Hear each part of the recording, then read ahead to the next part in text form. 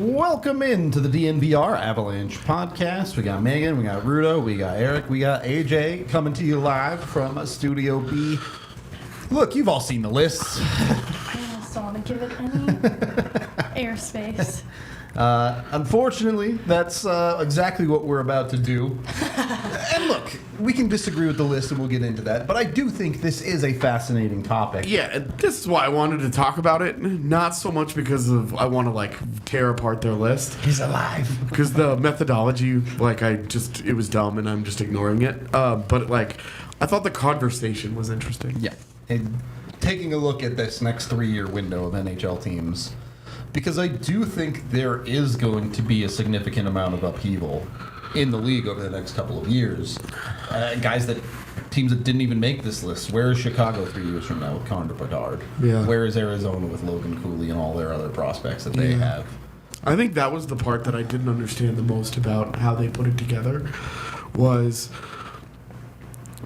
they gave a team like Columbus the benefit of the doubt. Yeah. They gave a team like Detroit. An Detroit insane at 4. amount of benefit, yeah. Detroit at 4 blew my mind. It made no sense. Yep. Because you look at their prospects, it's a fine pool.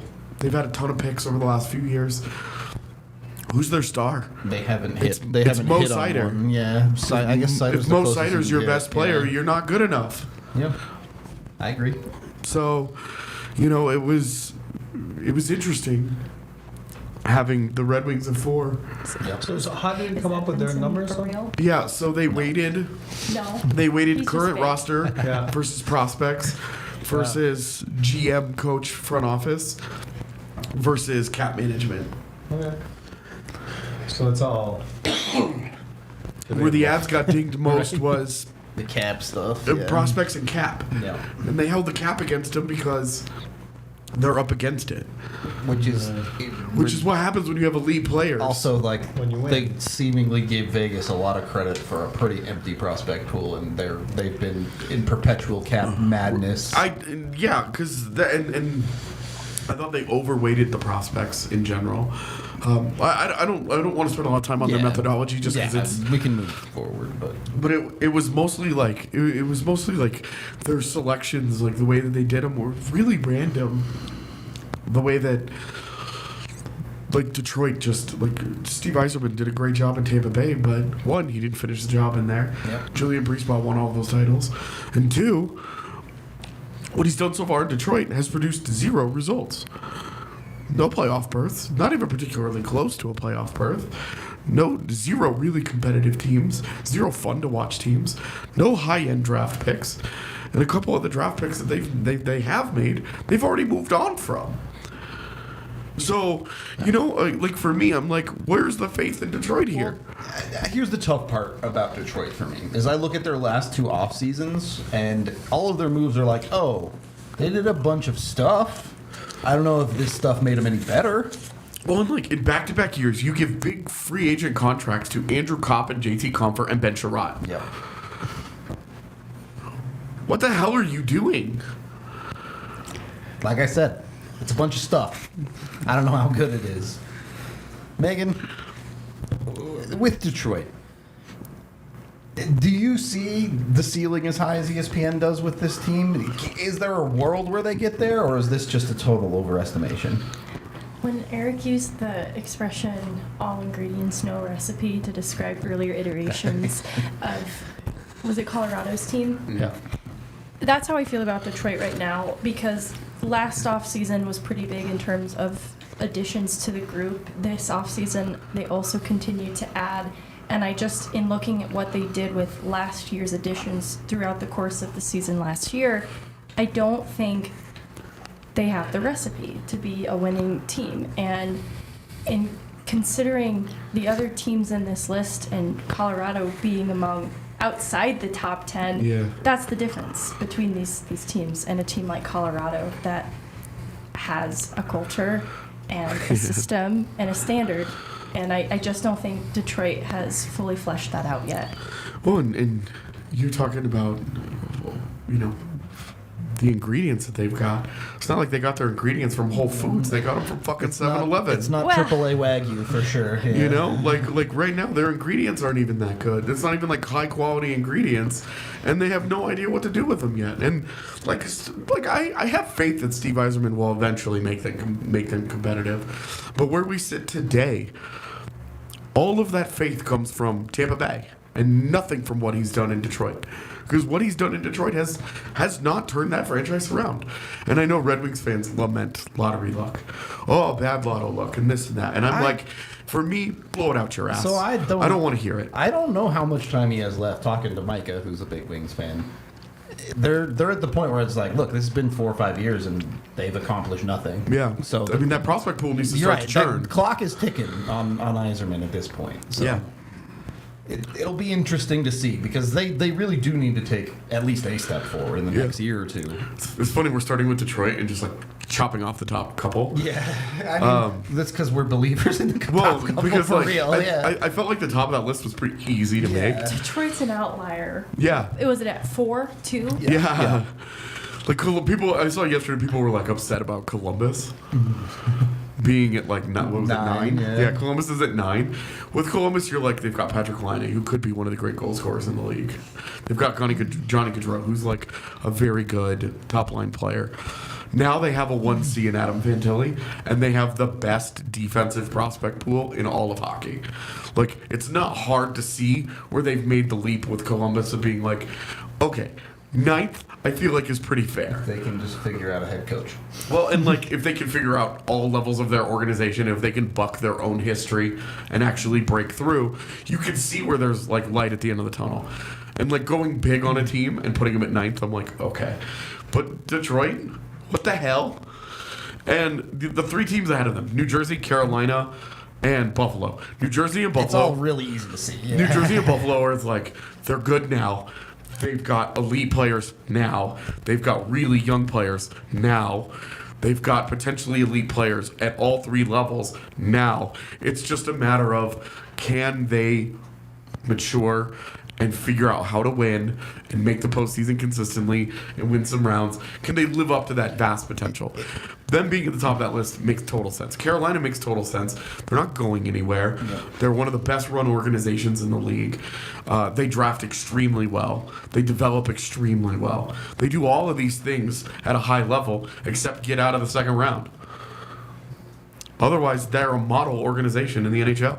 They're fantastic with their cap management, their development. They don't overpay. They don't get involved in crazy trades. They don't chase it.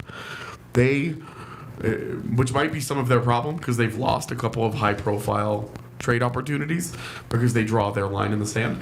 But in terms of them being in there, Carolina makes total sense. They're a fantastically run organization. Eric, you've worked in front offices. You've worked in some of these situations. Is 3 years a realistic window? Do you guys sit in the front office and talk about, hey, what does this team look like 3 years from now? Oh, absolutely. I mean, just go with the Avs.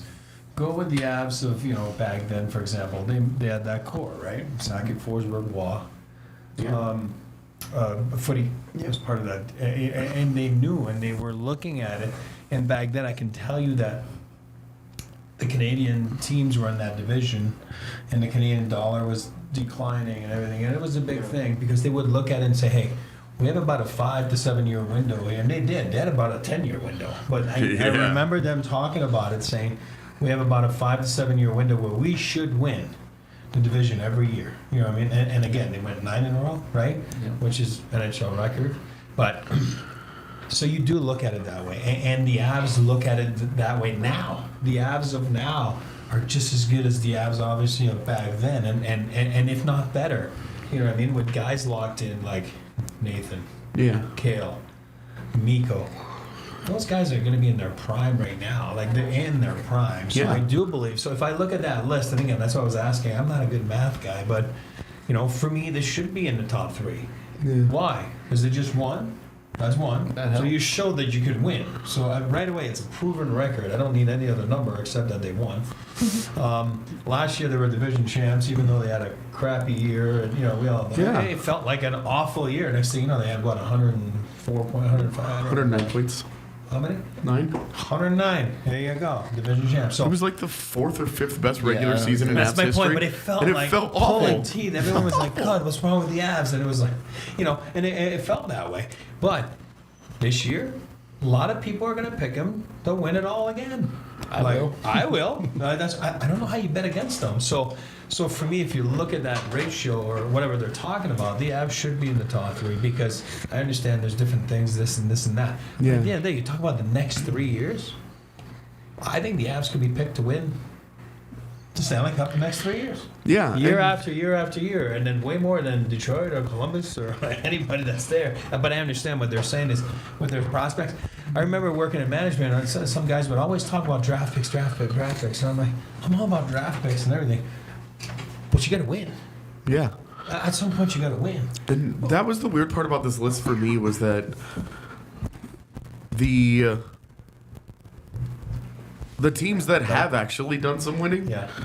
Vegas, Colorado. Yeah. I mean, Edmonton has at least been like there Yeah. the last couple of years, right in that area. Yeah. They're all lower here.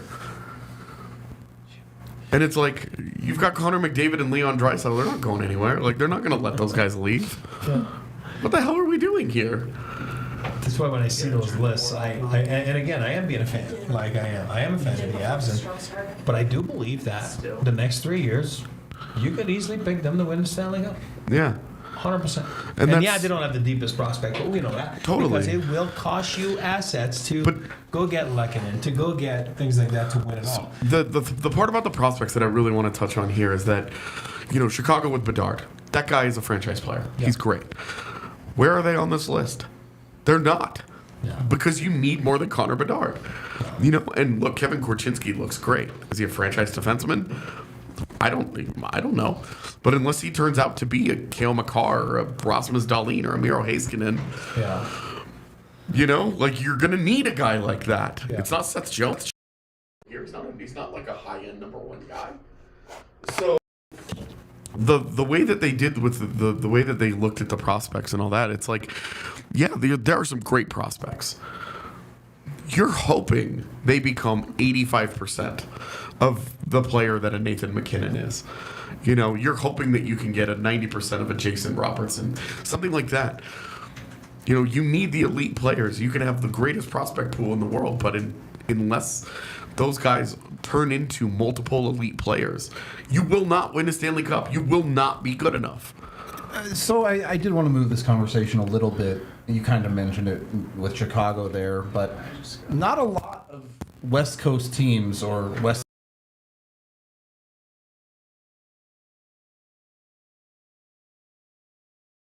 A couple more West Coast teams to be. Obviously, we'll talk about the Avs in the top 10, but a handful of other teams there. And on the opposite side of that, can you make a case for should Dallas really be there? Oh, I think Dallas belongs in this list. Okay. Because I think we're looking at a 3-year window isn't so far off where I think Dallas is going to run into trouble past that 3-year window. I do think in the immediate season, the one following, and then maybe that year 3 looks a little bit tough depending on cap constraints because this is something that all these teams are going to have to navigate. The Avs are no exception to that. And I think how they've responded to trying to rebuild from the 2022 team in this cap era has been really strong for the Avs, and Dallas is going to be challenged in that way. But they are still really good right now in the immediate. And AJ was talking about, like, with Buffalo, how there's promise at every level. With Dallas, some of it's already in the NHL, but there is, in my opinion, promise at each level in young players. And so it's not, traditionally prospect specifically for Dallas. They gave up a lot of their depth, which I think is funny in looking at the Colorado conversation because a lot of it landed in Colorado. But I still think they're pretty good. I believe in Jake Ottinger. I believe in Jason Robertson. I think that, players like Ty Dellandrea and Mason Marchment, Wyatt Johnson, I think those are going to be part of their depth moving forward as well. And Jamie Benn probably still has some years of hockey left in him as a leader, especially.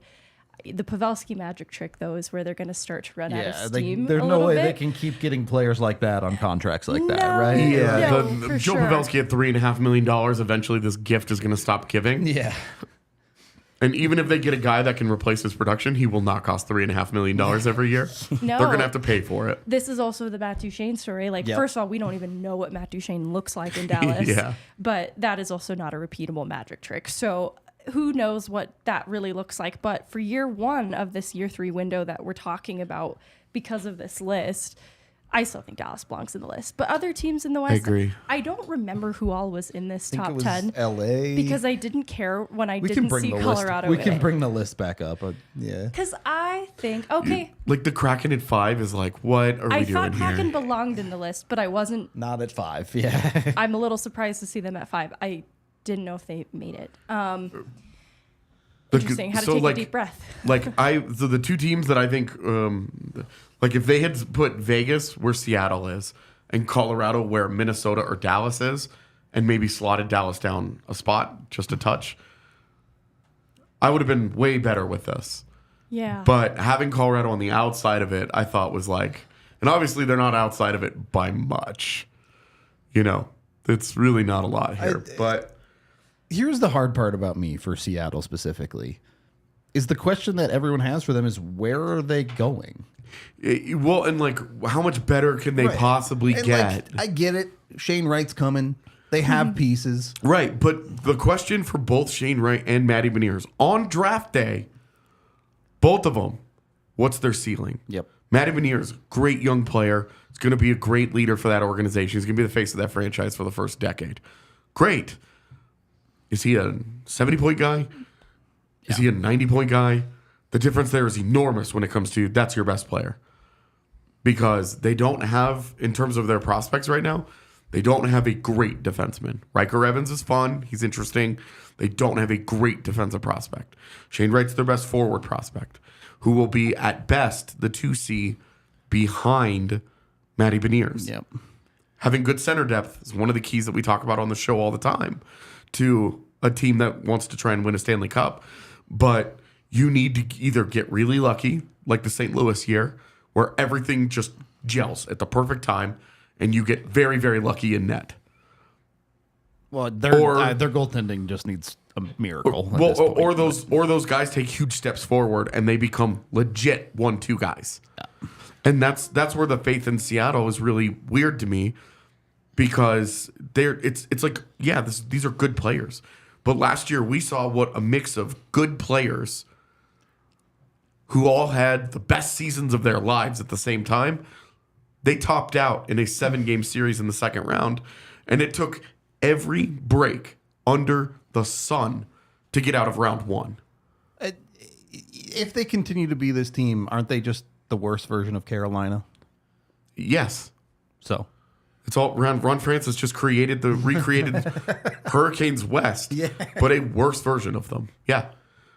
The one team, and I know Joey B's asking, and I was about to talk about it, was the LA Kings. I don't want to scare anyone, but for me, for the record, we are going to get to we'll the talk Kings about in a them. bit. Sorry. No, I want you to No, go ahead, but I am going to say we are going to focus wait, specifically on the Kings at one point. Wait. they're a big topic coming yeah, up. no, so. because I got one big point to make on that one, but not right now. And another team you played for. So on that note, we are brought to you by FOCO. You can go get your licensed sports apparel for any major sports team in the U.S. from FOCO.com. And when you use the DNVR code at checkout, you get 10% off your order. Jump on it. Go check out their bobbleheads. They have a ton of amazing ones. Maybe with the NBA trade today, go get ready to buy a new Dame bobblehead that you can then rip the head off of or something. Me personally, I love Dame. So him being in the East now, girl, bye. See you. Go crazy. Go do whatever you want out East, brother. See you in the NBA final. I'm sure plenty of Nuggets fans would be happy to do rituals with Nurkic bobbleheads. So, Well earned. yeah, no kidding. Him going to Phoenix is just like the villain gets villainier. Exactly. Villainier? Yeah. More villainous. Villainous. He went from lackey to main bad guy. Yeah. Yeah. Instead of being 1-800 henchman, he's the guy who now runs the henchman service. exactly. Nice. Go check them out, foco.com. They have all sorts of cool merch and apparel. You can use the DNVR code to get the 10% off. We're also brought to you by Bet365. You can go get your bets on with Bet365. They don't do ordinary over there. That's why when you sign up today, they'll give you $365 in bonus bets when you bet just $1 when you sign up with the DNVR 365 code. So jump on that. Be sure to get on it. Also, one of the cooler things we've done as a company, DNVR now has their own custom bets section with Bet365. I lost money on it last week. Well, look, maybe you should wait till the hockey bets Oh, no. come around. No, I did not. No, I forgot. I won that. The Broncos bet. 20 points and Jerry Jeudy with 25 receiving yards. Cash that sucker. That is not the bet you were supposed to win on that game.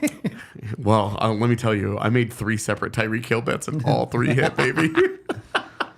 Bet against the Broncos might be a good strategy based on this season so far. Get over to Bet365. You can download the app today. Deposit $10 and claim your $365 in bonus bets as soon as you place a bet for $1. Be sure to use that DNVR365 code to get that deal. It's never ordinary at Bet365. You must be 21 or older and physically located in Colorado. Please gamble responsibly. If you or someone you know has a gambling problem and wants help, call or text 1-800-GAMBLER.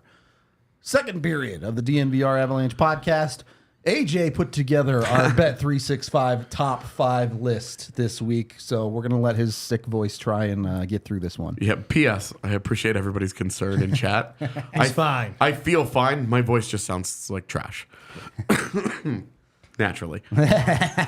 But, yeah, so I put this top 5 together. This was kind of my top 5 over the next 3 years, the teams that I think are the scary, like the ones that loom largest on the scene. And this is where I want, Eric, you to pick up this Kings conversation, because I have the LA Kings at 5. I'm with you. And that's what I was trying to say earlier, and Joey B was talking about it online there. But I don't want to scare anyone, first and foremost. Let's breathe here. And I'm not comparing them to the Avs of back then. Well, they were built and they were strong down the middle.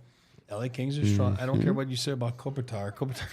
He's one. He's still ageless, play. Apparently. Yeah. It's wrong. Like, you know what I mean? So I know wrong. it's wrong. He's older, but he's, It's against nature. Obviously, they go get Dubois, like him or not. Like he's, again, down the middle, they're pretty strong. I do believe their back end is, So Kopitar, Dubois, and Deneau. Are you kidding me down the middle? Is there any center depth that you would take over them out west? No. Same. That's my point. Same. So they're strong down the middle. Sakic, Forsberg, right back then. Strong on D, right? I do believe on their D. I do believe in Drew Doughty. Drew Doughty can still play, and he's got that swag. And if he's just healthy enough, he's done it. He's won a Norris. I know he's older. That's why I'm saying it's not quite like the Avs back then. But I can tell you for years they were looking for a goalie, the Avs. And then there was an act of whatever you want to call it, that famous night in Montreal when Detroit absolutely helped the Avalanche. So what you're saying is nobody scores 7 goals on Winnipeg this year. Don't do it. All right. So what I'm trying to say back then is obviously no one wanted to help the Avalanche. I can tell you that there's some teams that would go after someone that they knew that was available because they'd be like, I don't care, I don't need him, but I'll go get him because I don't want them to get it because then they are lethal. Obviously, that night happens. They get the goalie they needed. They go on, have one of the best decades in the history of the National Hockey League. They had a 7-year run where they had 2 Stanley Cups, I think 3 conference finals. 4, I'm going to say. 4 conference finals. And they had 1 flame out in the first round against Edmonton. Up 3-1 in that series. In which Apparently Joe it Sakic was suspended for game 1. Like a Seattle level of what the fuck was that series? We were up 3-1, yeah. We just couldn't touch the puck afterward. It was the weirdest thing. But anyway, what I'm trying to say is LA's kind of like that. I mean, no offense to, Talbot or, whatever it is. Copley. Yeah. Well, I want to go to Megan on this. Yeah. Is there any faith in their goalies, or is this the conversation? They just have to go out and find one. I think I do think they do, but I have some belief in Copley. I consider him to be a young goaltender in his trajectory of things. That's just the runway there. Then there could be upside like we saw with Georgiev, right? He's sort of later in his career, but with the opportunity could seize it and become the solution. Sure. And depending on the team in front, sometimes good goaltending is enough. I'm not fully convinced for LA, but it's also somewhere with New Jersey for me. I believe New Jersey is high in this list, but that's also where I have a question mark because I think LA is so well constructed everywhere else in front. And it's just a question mark for both New Jersey and LA in that, as far as I'm concerned. Question marks can be answered, and the answer could be good. It's just there is a lot riding on. This is why I have the Kings at 5. Yeah. Because right now they're spending $2.5 million on a goalie tandem that I think is not going to work. But I don't care because they've got enough assets. They've got enough of a prospect pool. They have not bled years and years of assets and young players, whatever. They could, if you're the Winnipeg Jets, and just as an example, if you're the Winnipeg Jets or you're the Anaheim Ducks, and LA calls and says, we're going to give you Quentin Byfield. We want John Gibson or Connor Hellebuck. As a starting point. It's gonna, not as a 1-for-1 or whatever. The reason why I have the Kings here is because, yes, I think their goaltending is going to be an issue. It could work. If it works with Talbot and Copley, Rob Blake's a fucking genius. That's just all there is to it. Also, he probably gets really lucky. A la Aiden Hill last year. But they have all the assets necessary that they could easily go. And right now, the goaltender market is so weird that there has never been more really good goaltenders potentially available and getting ready to move around the league. We're going to see a major redistribution of goaltender talent in the next couple of years. Contracts ending, rebuilding teams, moving on, whatever the case may be. Nashville. There are multiple. UC Saros, another one. Right. Or Yaroslav Askarov. Both. Maybe they keep Saros and they move Askarov. Point being here, LA will have multiple kicks at the can. It will not be all eggs in one basket.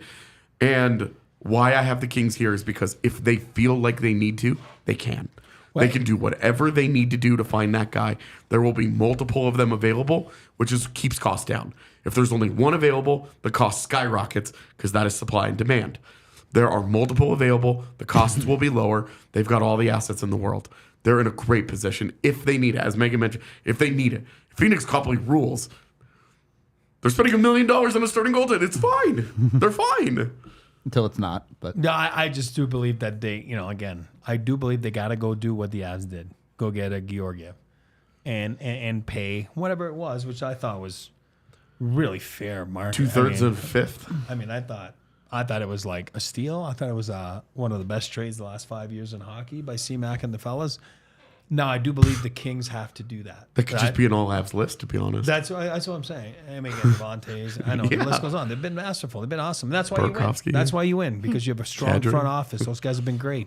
But I do believe the Kings, if they want to be, they're taken seriously. But if they really want people to shake their boots a little bit, if they go get a goalie, and they do have a couple assets, a couple names you said, then I do believe they will use to go get a goalie of that nature. Here's my one pullback from that. Yep. A year or two from now, I don't know if Byfield's going to be worth as much. He won't be, but they won't need to know a year or two from now. Need to capitalize on the upswing. They will figure this out. Fair.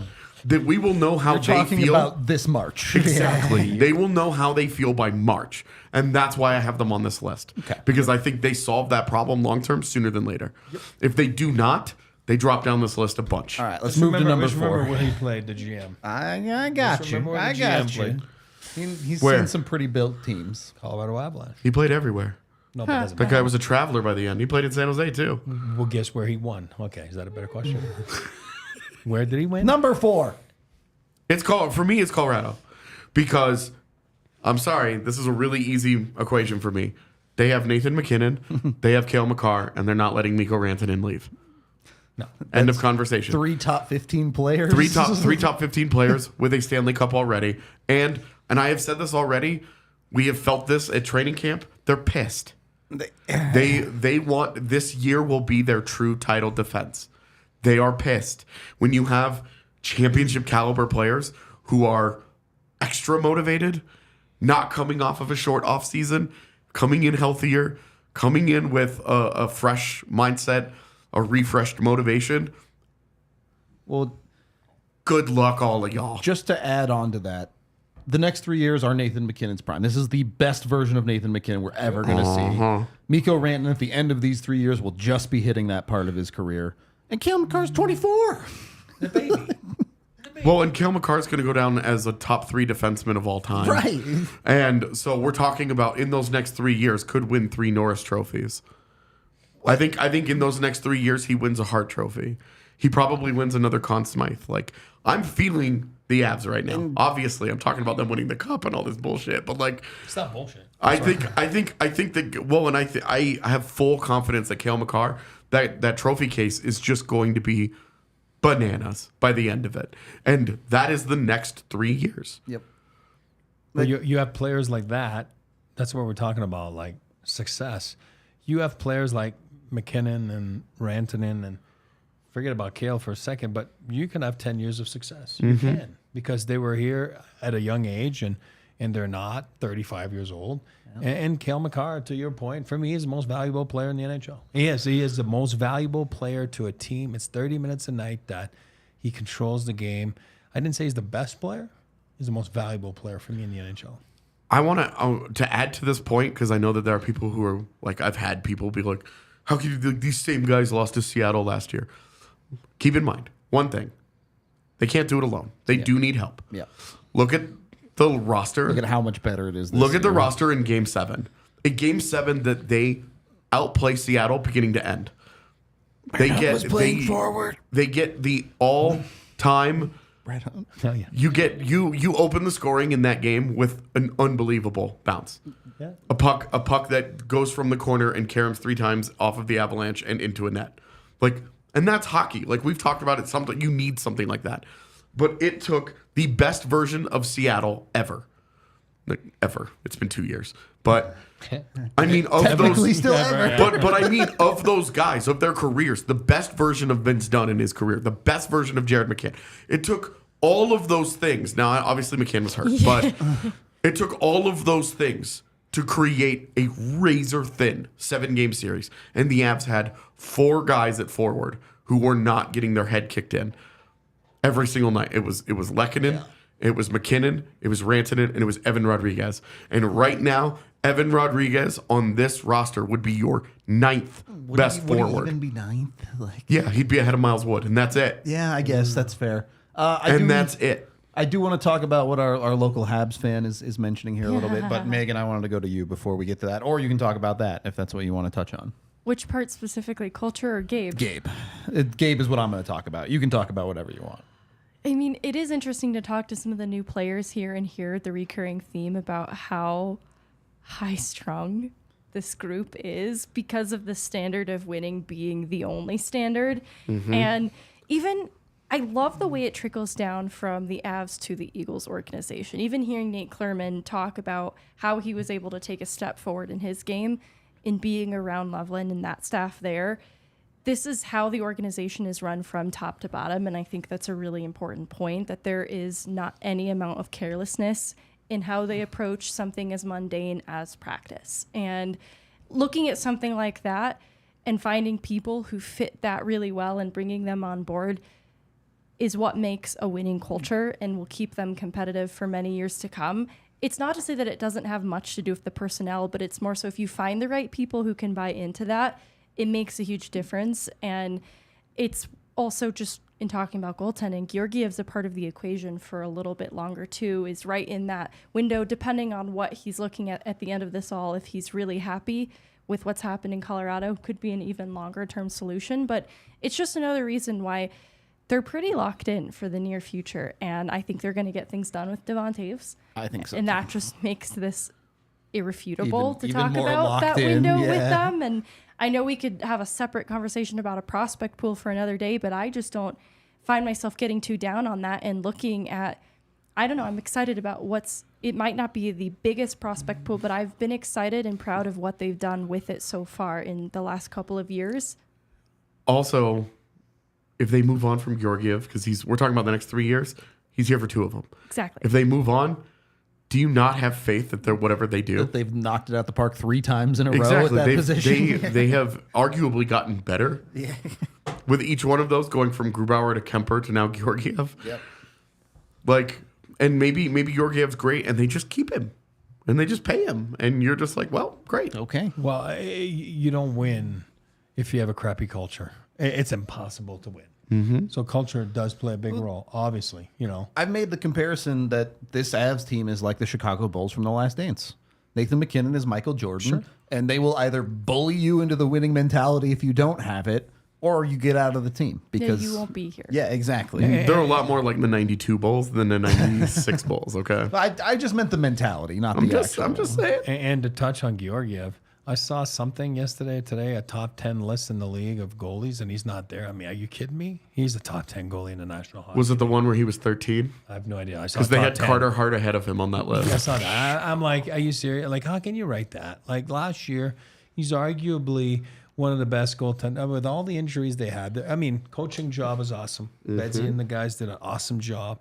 Call-ups did well. But there was one common denominator, was Georgiev. He was awesome.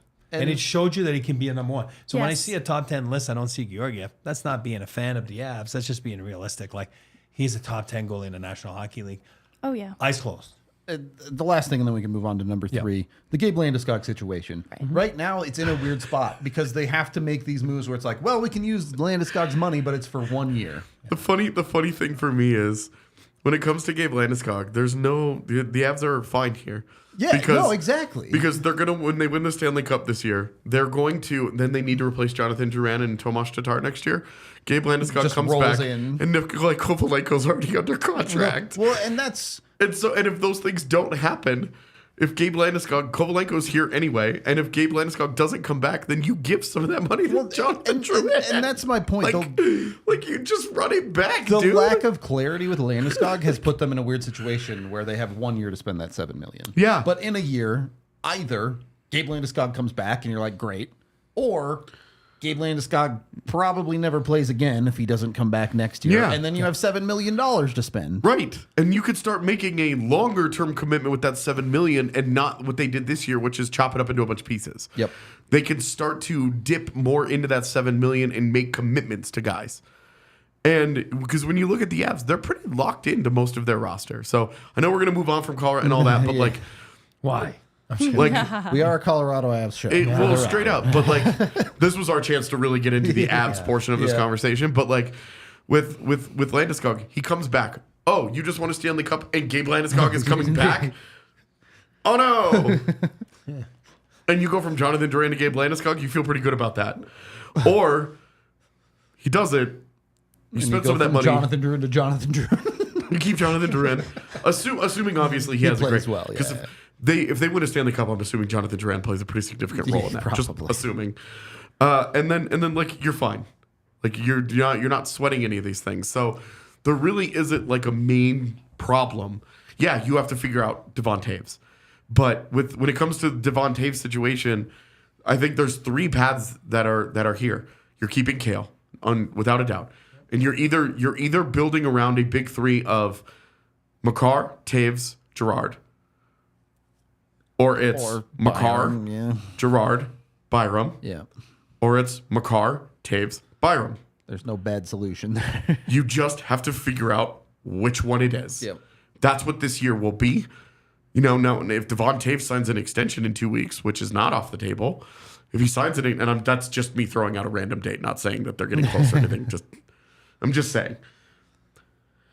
If he signs the extension, the writing is on the wall for one of Byram or Girard. If Most Byram likely, plays yep. too well, he plays the kind of game that we think he could. He could end up being the guy that has to go, not because he's worse than Girard, but because Girard is more cost efficient at that point. Yep. But either way, those are the 3 scenarios that play out on defense. One of those 3 will happen, and no matter which one you pick, you're in a good spot. Number 3? We ready to move on? Yes. Yeah, number 3, Carolina. We talked about. They're a great organization. We kind of covered them already. They've got the goods.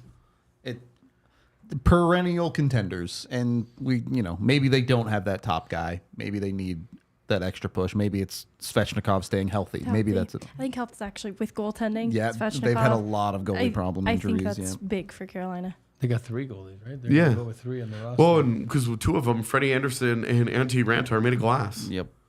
They're going with 3, yeah. Like they know what they're getting into with those cats, so they have a third goaltending that they're clearly comfortable just being like, well, he's our guy. So I don't know why they're even messing with it. They should have just moved on from Antti Ranta. He is truly the glassiest of glass goalies. Seriously. But Like, boy, he can steal a game. Oh my he's great. Lord. 3 years ago, I wanted him on the Avs, Yeah. and then he The broke one game you himself remember at 3 years in a Ballerina? row, Oh. and it was like, okay, well, It was a game at Ball Arena, like in the Yeah, weird year. Oh my God. I'm sitting by myself in the stands. I was like, wow, this guy's sick. You know what I mean? Like, He's great. He just right up can't until stay his hamstring healthy. No, explodes. exactly, and then the He's game great. after. Yeah. Oh. His time in Arizona, Yeah. can't do it. I've always he, liked him, though. he can't stay healthy. Number 2. Look, this is, AJ's in love with this hockey team. which is funny because they're at 2. I have a team that I'm more in love with. So this is, you have Jack Hughes up front. You have Nico Hischier at 2C. Your center depth is great. Nico Hischier is going to win the Selke this year. P.S. He's going to win the Selke this year. So with Patrice Bergeron, other adults are now allowed to win awards again. So, Nico Hischier is going to win that award this year. He's an exceptional two-way player. Jack Hughes is an unbelievable dynamo on offense. Their forward core is Loaded. ridiculous in how good it is. It's ridiculous how good it is. And it's deep and it's extremely high end at the top. It's fantastic. When a Dawson Mercer just falls into your lap like that. Well, and like now you have a full year of Timo Meier. Yeah. Like, girl, please. New Jersey rocks. And their defense, you have a top 5 pick, may not even make that defense. Oh, and the other top 5 pick of Luke Hughes looked amazing in the postseason. We'll see how it translates because we've always kind of had questions about how good is Luke Hughes actually. For my money, I think he ends up better than Quinn. Worse than Jack, better than Quinn. That's a really good player. Yeah. And they also have Dougie Hamilton is still hanging out on that roster. They lose Ryan Graves and don't even blink. That defense is great. Megan mentioned earlier, what's up with the goaltending? It's a fair question, but when you look at where they are, why I have them here and the Kings at 5, because Vitek Vanacek and Akira Schmid are both better than Cam Talbot and Phoenix Copley. It's not the ideal tandem, but it's a competitive one. Well, and you can have the same conversation you did with LA if you need Exactly. to, right? Yeah. And if you are Winnipeg, going again back to Winnipeg and Connor Hellebuyck, Schmid is a lot more of an appealing trade For the piece future. Yeah. where you're like, he can be part of a Hellebuyck return. Schmid and Alexander Holtz in a first round pick, like huge package for Hellebuyck. Probably to me that would be more enticing than Quentin Byfield. And that's where New Jersey, their prospect pool is still great. They could move on from Nemec if they wanted to. They still could. They could include that guy into a deal. Winnipeg. What do they need? They need a defenseman more than anything in the world. They need a good young defenseman that could help the top of their defensive lineup. We may not personally be the biggest fan of the kid, but that's got Nemec's name written all over exactly it, right? that exact deal for a Hellebuyck where you're like, yeah. So those New Jersey is just they're in a wonderful position, which sucks because my whole life it's been easy to hate them because they're boring and they're slow and they're uninteresting, and now they're fun and they're fast and they're here to stay. Well, I'm a big Tom Fitzgerald fan. I played with him. He was a worker. He stopped, obviously, playing, worked in the NHL. There's a lot of guys that just have positions that don't work. Yeah. He's worked. He was in Pittsburgh for those Stanley Cups. Yeah. I think they got the right guy when they went and got him. Was he a USA hockey guy for a while? Well, he is a USA, obviously Boston guy, but USA Hockey. They work for USA Hockey.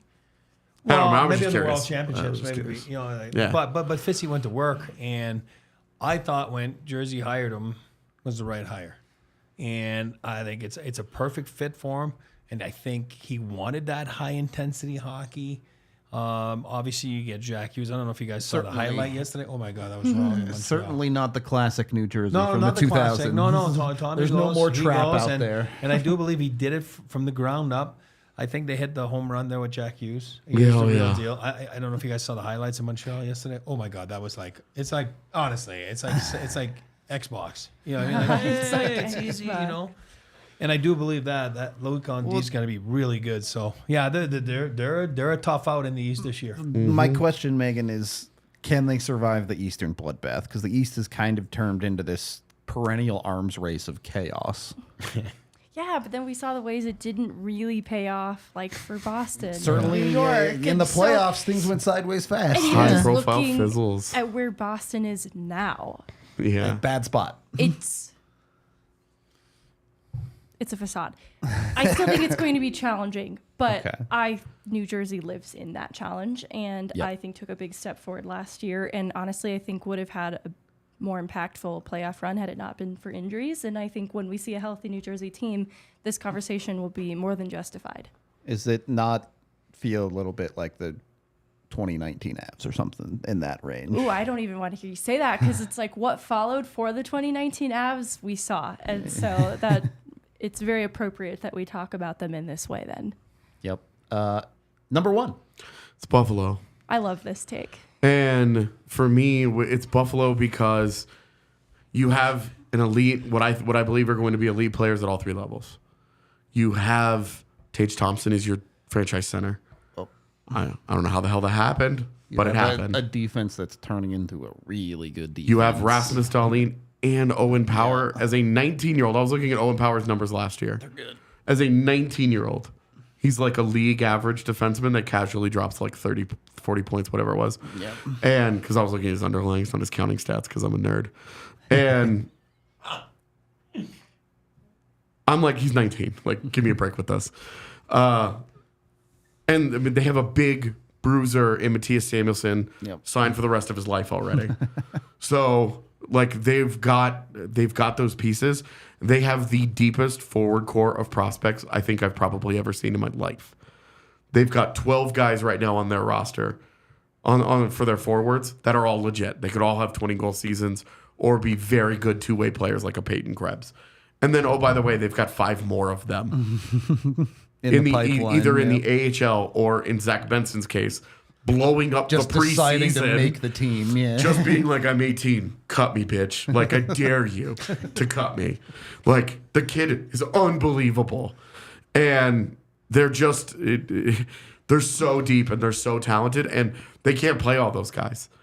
And then, so they're going to have to make a high-level move, and it will be for a defenseman. They'll package up 4 of those goddamn guys. 4 of those high-end forward prospects for a top defenseman, whichever one they want. Whatever. If you're Nashville, you're like, yeah, we'll give you Roman Josi. You know? Like, whatever. And those guys are the start of the next Nashville generation. And then by the way, they have the best goaltending prospect in the world in Devin Levi. Just hanging out. He's 21. He's going to be their starting goaltender. Guy's unbelievable. Not bad. Not bad. you just, all of these guys, all 3 levels, you have an elite talent that are going to be among the very best at their positions for the next decade. They are here they're here, and they're deep. Yep. Deep. And when you talk about the ability to make a move to fill whatever weakness crops up over time, right now it's a right-handed defenseman. Not unique in the NHL. Welcome to the league. They can just go get whatever one they want, man. They're that deep asset-wise. They can do whatever they want. Definitely. Anything to add? I put money on them to make the postseason. Oh, I did. I have too. Well, for me, a couple factors. Donnie Granato, big fan. It doesn't get better as a human being. He's a great technician of the game, like tactical stuff. Let's not forget, they brought in some good people in EJ, right? In Our the beloved immediate, EJ. Yeah. Worst trade in Avalanche history back then. I don't know about that. We can debate that. It's true. But you know what? He was here forever. And you know what? What a good person he is. He's going to be a perfect fit in that room. They have size. I'm a big Alex Tuck fan. Big Alex Tuck fan. Cousins, Tuck. Obviously, Page. I mean, look, you talk about EJ. Yeah. The perfect guy to come into an organization that has a history of losing and say, look, Perfect. I was there. Here's how you get across the finish Yeah, line. exactly. He's perfect. A different kind of winners there than Colorado, but he's going to be perfect for them, right? And then, like I said, their size and skill, it's a weird combination. Like again, who'd they go get from Mini last year too? I'm not saying he's been great. Jordan Greenway, I like him in the I'm forward just depth, saying that you can skate, you're big, you're tough to play against when you're that size as a team. And then you touched on it. I know we're going to talk about predictions coming up here in the next few weeks. He might not be there at the start of the year. He might have to go in the American League for a few weeks. But I'll say it right here. I'll take the heat. Devin Levi's winning the Calder. So Whoa, that's spicy. Also, That's spicy. I share this take with him. He's going to beat out Connor Bedard. Write it down. Spicy right there. I love that goalie. Yeah. That was our Bet365 top 5 list. Thing is, one of those teams is going to end up golfing early. And if you want to go golfing, get over to Broken Tee Golf Course. That's the place to get your golf on here in Colorado. It's a fantastic It'll course. be the Hurricanes. With 27 holes over at Broken Tee, an 18-hole championship course, and a par 3 9-hole course too. So you can get out there and have some fun, no matter the level of golfer that you are. They have a ton of amazing stuff. Restaurants, their pro shop is incredible. They have a bunch of amazing pros. When you want to get your tee time, go to BrokenTeeGolf.com and get 10% off with code DNVR10 on any round on their regulation course.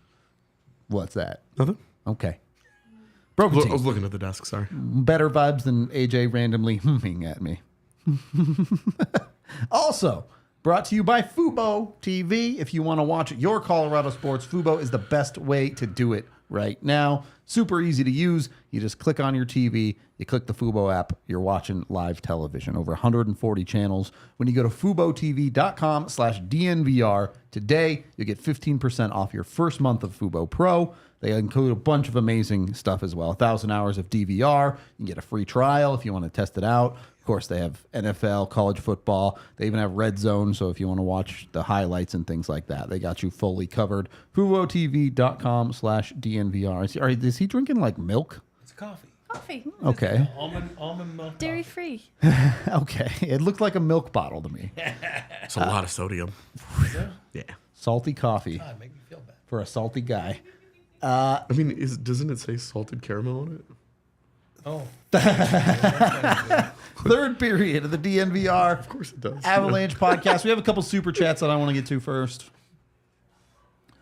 $5 from Banks, who says, can't wait for your coverage of this season. Thanks for keeping us entertained this offseason. We did our best this offseason, man.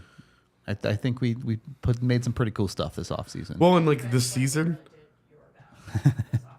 the season too, like some like, oh hey, maybe we'll just casually make a documentary in the middle of the year. You know, maybe we'll just try something different. Yep. You know, like we've already done so many different things in the last couple of weeks for the rookie face-off and training camp. Yep. So been a you know, lot. we're gonna have. Coming. We're gonna, We no, coming. no, not even anymore. We here. We're more here than Prime is at this point. Got him. $10 from Melanie, who says, stopping in to say hi. Go Avalanche. Thanks again for your content. I look forward to it daily. Great addition with Eric. Yeah. Yeah. He's okay. He does all right. What your French viewer called AJ the other day? Super. Super. Super AG. AG. Which, I'm sorry, but Eric's the only one on the pod that can read French. If you guys are leaving French comments, what's going to go over our heads? No, the guy mostly. loved them. Guy loved them. Eric is our I don't translator. remember if it was a guy Yeah, I or don't girl, know. but that was awesome. And then $14 from the amazing Drew.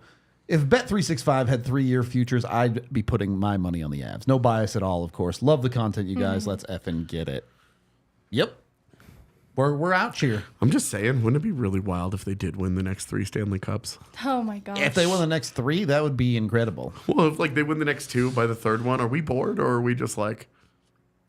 If they win the next 2, I don't know We how will not to be cover bored. the last Yeah. season because I'd be Yeah. like, what? I guess the expectation is they win again. Yeah.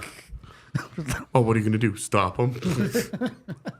Fuck you, McDavid. You know, like Guys, please, I haven't had a summer in years. right. I don't know what the month of May has to offer anymore. I do think this is an interesting conversation, though, on the whole. But I want to ask, how much different is your top 5 list this year compared to your top 5 list 3 years from now? Is it really just LA at the bottom that is significantly different? I wouldn't have Buffalo there yet. I think they're going to be they're going to have to push. That's a good division. Sure. They're going to have to push hard to make that postseason. But also, I think that that division is ripe for upheaval. Strike while the iron's hot. Yeah, well, and so that's why over the next 3 years I think they do it. But in this upcoming season, I'm a little iffy. I'm actually more curious about which of the teams that we have not talked about in this top 11. You know, Florida was 12 on that list by I think 0.1 point or something. Yeah. But where and we can focus this on the Central Division because that's the division we actually give a shit about. Yep. Chicago, Arizona, Nashville, St. Louis, Minnesota. Minnesota was for some reason in the top 10 on that list because for whatever reason everybody buys the Gustafsson breakout but not the Georgiev breakout. I'm confused by that in particular because Wallsted's better anyway. So or will be. He's good. He's big. Yeah, he's good. I'm curious how each of you guys kind of feel about which of the teams is the one that most intrigues you over the next 3 years out of the Central. I think Colorado and Dallas are clear for the next couple of years. I think they're the favorites there, barring a major change or injury or whatever. I think those are the ones that are ahead. So I'm curious how you guys feel about who's next. Who's the next one in 3 years? Over the next 3 years. Arizona. Okay. Logan Cooley's for real. How for real? So for real. Is he Matt Duchene or is he Nathan McKinnon? Neither. I think. In between? Yeah, no, I think his impact's going to be a little bit different. I don't know. In between actually is the perfect way I would put it. Yeah. It's Arizona for me, too, I think is the most fascinating. One, I think Chicago's still a little further away, even with Connor Bedard.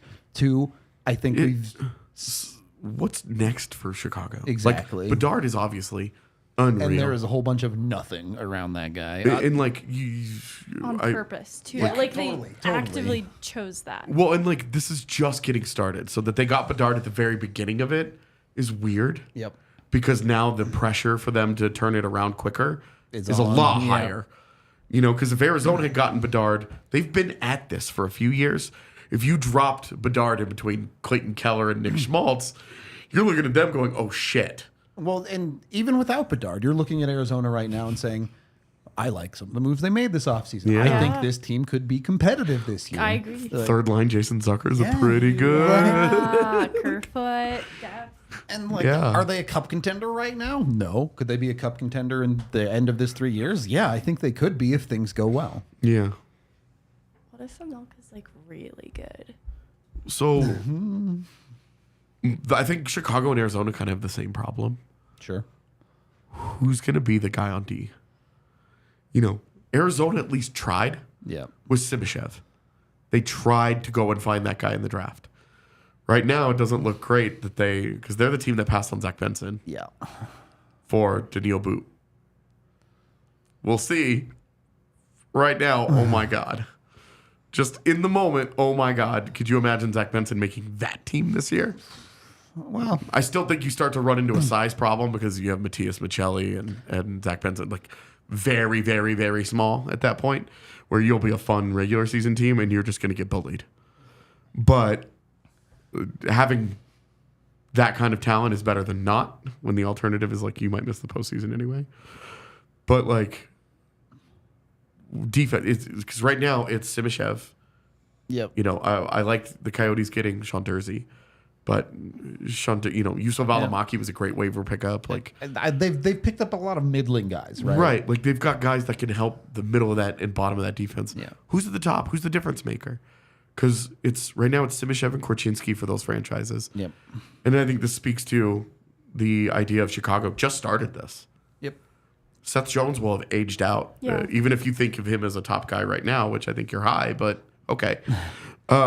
He will have aged out in the next couple of years from being a top guy. So who's next? What's the next?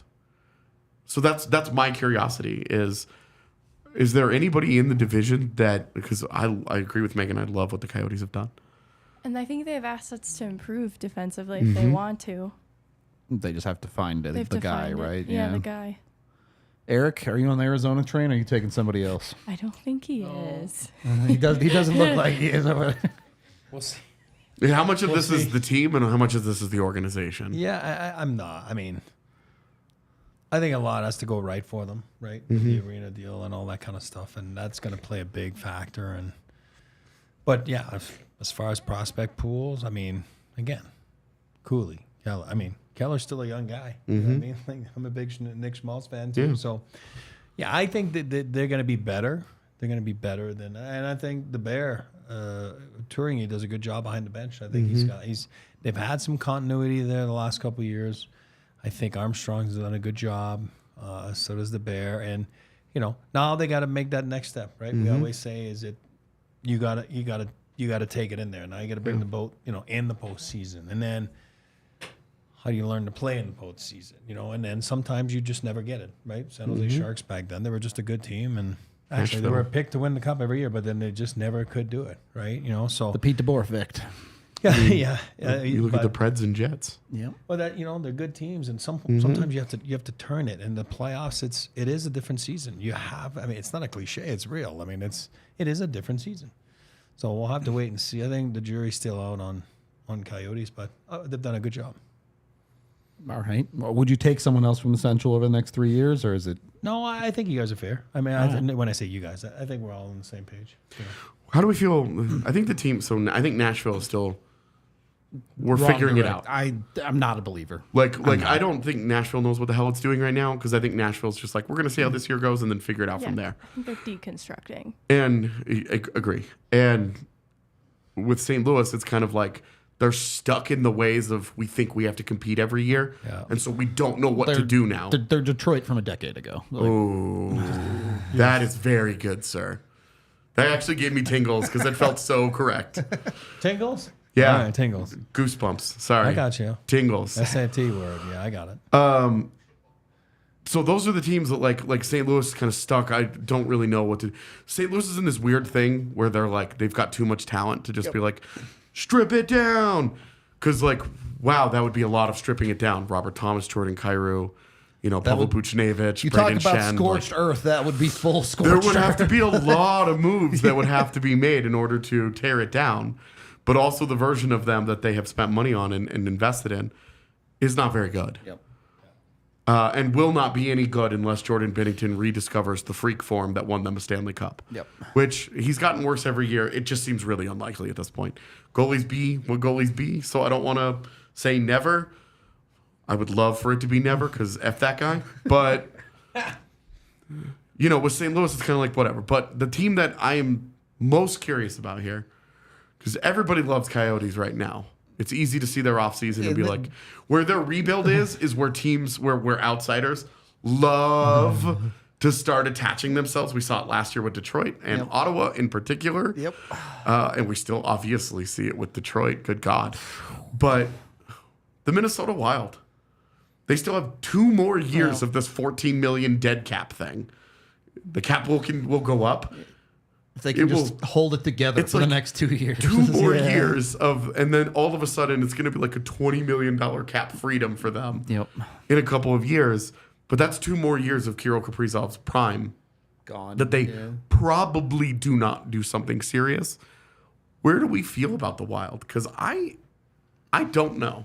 I don't feel about the Wild, to be honest with you. I just don't see how they can make it work to be not competitive. They'll continue to have first round exits with their $14 million cap crunch. And then, maybe that third year they throw $1 billion at everybody and try to make something happen. But as far as this 3-year window, I can't give them credit for they'll have a lot of money 3 years from now.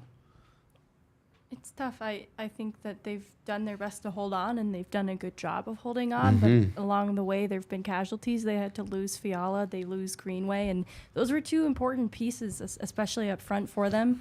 I still think they're really solid defensively, but that's just going to grow older.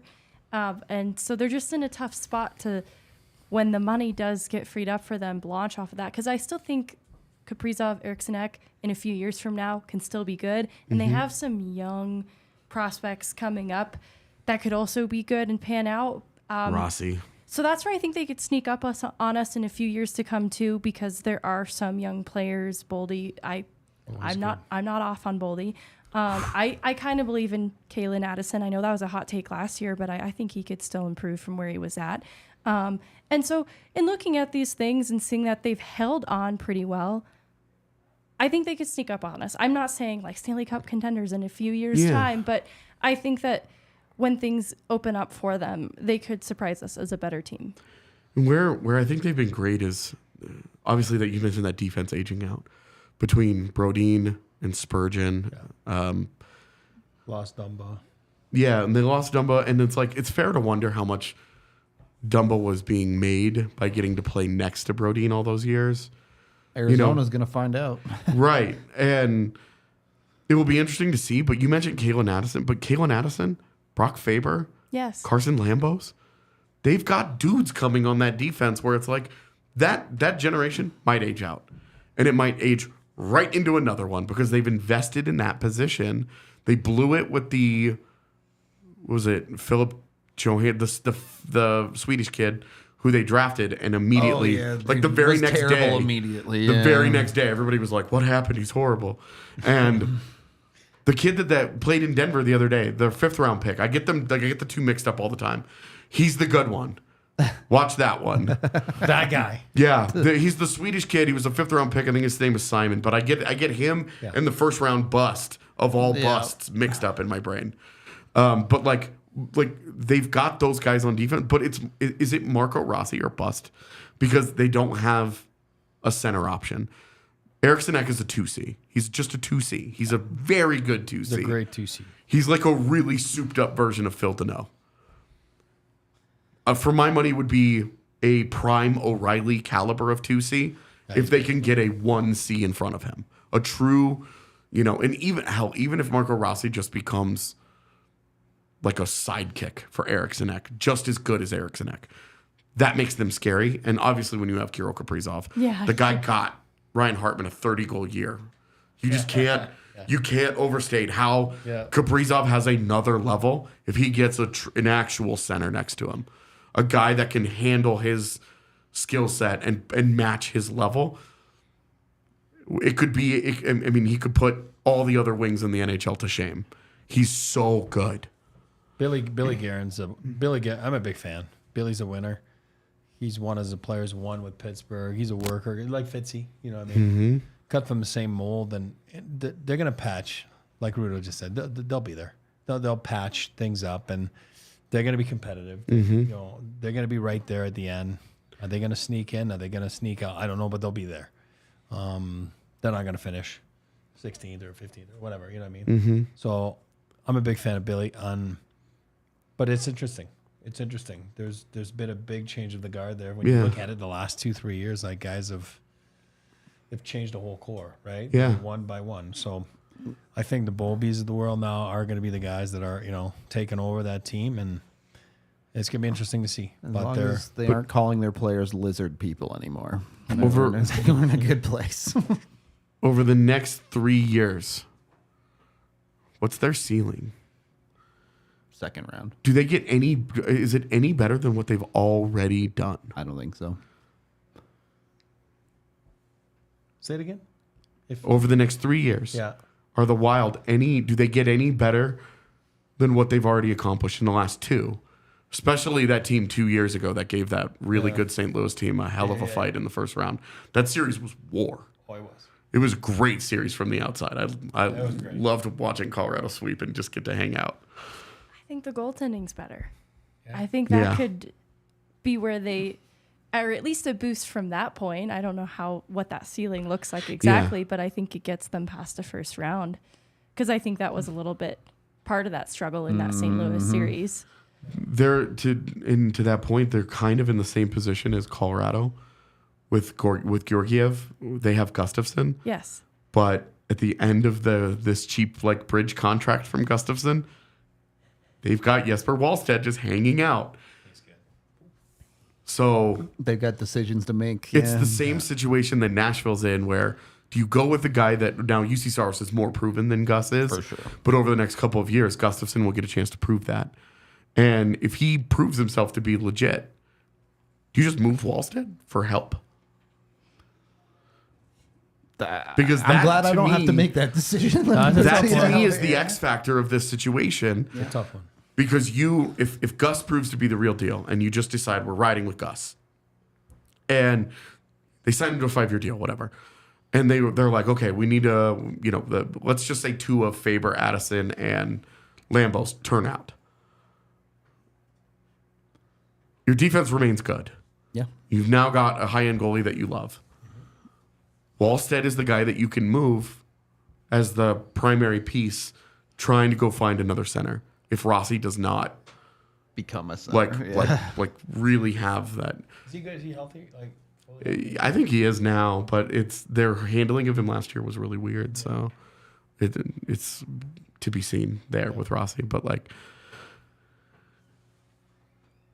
I think that's where Minnesota interests me, is that Definitely. they've got that X factor of Wallstead. Because if Gus is a bum, it ends up just not being that guy.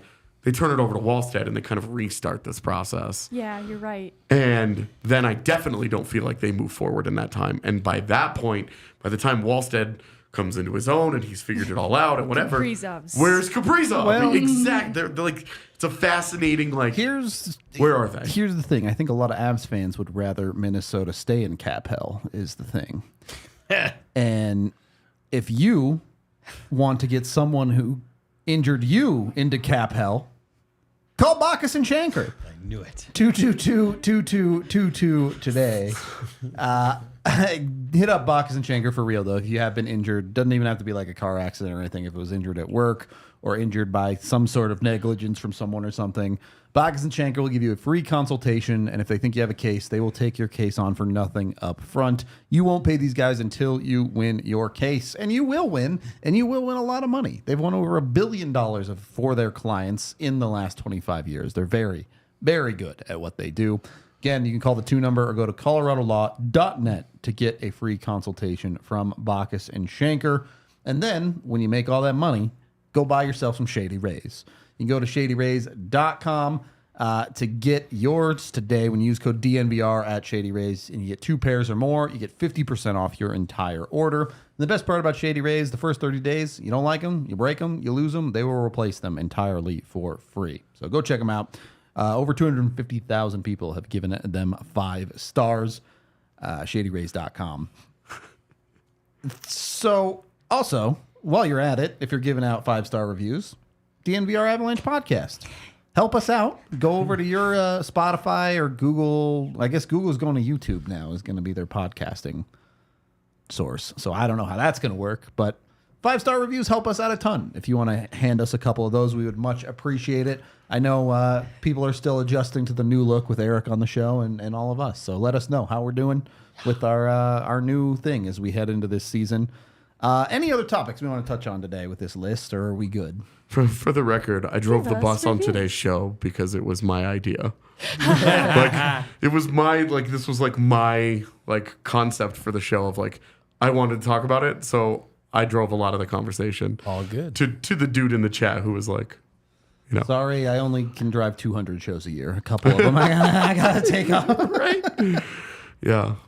Also, a lot of those questions from Joey in the chat would be great for a mailbag episode. Oh yeah, no, they're really good. Yeah, Just didn't quite fit into today's show. definitely. Did we want to have? I mean, there weren't many updates from practice. To be fair, Whatever you've hit got, us. pop off. Yeah, Right. hit us. Kale McCarr skated Yeah, with the that's injured good. guys, not with the main group. Still skating, though. Yeah, I wanted to tell you guys what the power play units boy. looked like from Group 1 because I boy. thought they were interesting. I'll just I won't bury the lead. Found a Chushkin on power play too.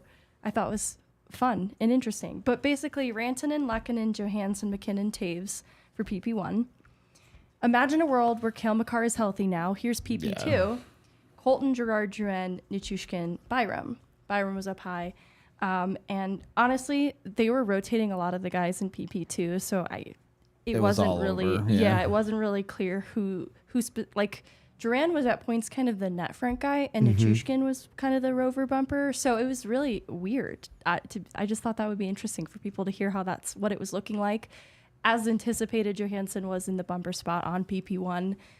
So Lehkonen was kind of the net front guy. If Arturi Lehkonen's your worst player in your power play, You're doing okay. It's a pretty good unit. It's just the size specifically for that, but I mean, he moves a lot, so Yeah. it's not bad. I like him there. It was just really interesting. And then the other piece of news was Andre Pavel, who we hope to see in Does the rookie exist. showcase, skated in a regular contact jersey with Group 2. Good. So hopefully he plays Thursday. I don't think he will be ready to, though. He left Lame. the ice so much earlier than the other players, and I wanted to talk to him, and he was getting gone. treatment. Yeah. So I don't know if he's quite ready to get in a game, because we were told he wouldn't get in a preseason game. Yeah. But then the next thing we know, he's no longer in a no-contact jersey. Yeah. So I wouldn't get my hopes up that he's in tomorrow's game specifically, but we might see him in a preseason game is where I'm going with this potentially. I will say though that it makes sense that they would say he's not in a preseason. He's not going to be, because if he's not playing tomorrow, you really don't want to spend the last 3 preseason games doing a lot of looking around. You're ramping At up that your point, guys, you're yeah. tightening screws. You're trying to decide between Tufte, Olofsson, Myers,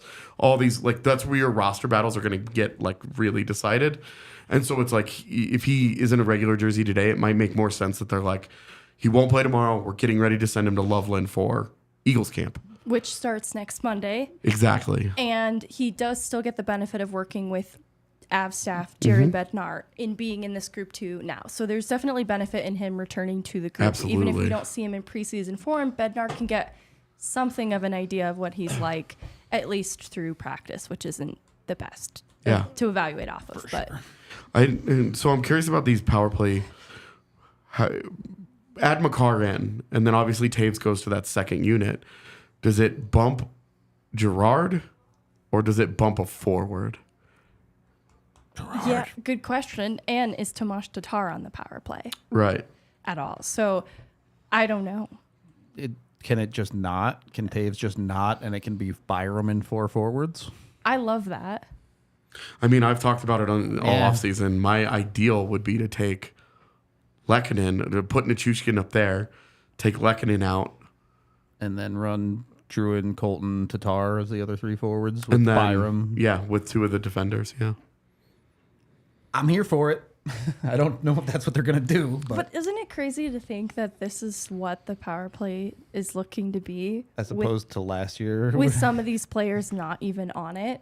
Well, and yeah, exactly. Some of these guys aren't making the power play 2, where last year power play 2 on any given night was like, yeah, I don't know, Jacob McDonald's on PP2 tonight. Lars Eller's the net front guy. like at the end of the year, Dennis Morgan had become a power play mainstay, which is why the first unit was playing 145 out of 2 minutes every time. Like the difference between the depth at the moment anyway is enormous. Yeah. And honestly, even if you have an injury or two, like you don't love it, but like Miles Wood is your net front guy specifically on a second power play unit. He's not doing anything else. Yeah. Yep. He's your puck retriever, your net front guy. That's it. It's fine. It's not going to kill you. It's fun. It is More fun. fun. All right. That's it. We're incapable of doing a show less than an hour now. Oh. So. Somebody asked about Winnipeg. The reason that I skipped Winnipeg, We kind of talked about we it. don't know what they're doing yet. Yep. So it's impossible. They have huge decisions to make about their Ask future. again when they trade Shifley. Right, because between Shifley and Hellebuck, if they move both, it depends on those returns. Yep. If they keep both, they go nowhere. So, like, I didn't want to get into Winnipeg for that reason. Yep. We're out of here. We appreciate y'all. Back tomorrow. Regular podcast tomorrow. If we can find a version of the game being broadcast out there, we'll do post-game Friday. So we'll see you tomorrow and talk to you on the next one.